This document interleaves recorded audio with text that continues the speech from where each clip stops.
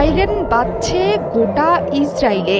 Israel যা ভেবেছিল আর Iran যেই বিধ্বংসী সতর্কবার্তা দিয়েছিল তা সত্যি করতে 1 ঘন্টাও সময় নেয়নি তেহরান।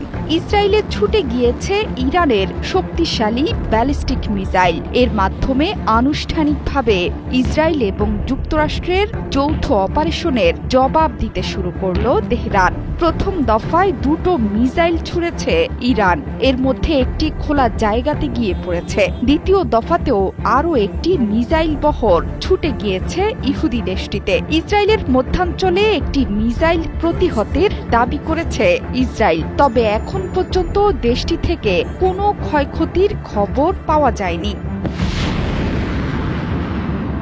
যেহেতু উত্তর ইসরায়েলে বেজে উঠেছে সতর্কতা সাইরেন, এই সাইরেনের মাধ্যমে ইসরায়েলিদের নিরাপদ আশ্রয়ে যেতে বলেছে কর্তৃপক্ষ।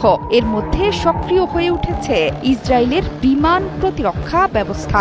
ইরানি প্রতিরক্ষা মিসাইলগুলোকে প্রতিহত করতে এই ব্যবস্থাগুলো সক্রিয় করেছে তেল আবিব। শুধু তাই নয়, ইরানি মিসাইলের ভয়ে দেশের সব নাগরিককে নিরাপদ স্থানে সরে যেতে নির্দেশ দিয়েছেন ইসরায়েলি প্রতিরক্ষা মন্ত্রী ইসরায়েল কাটজ।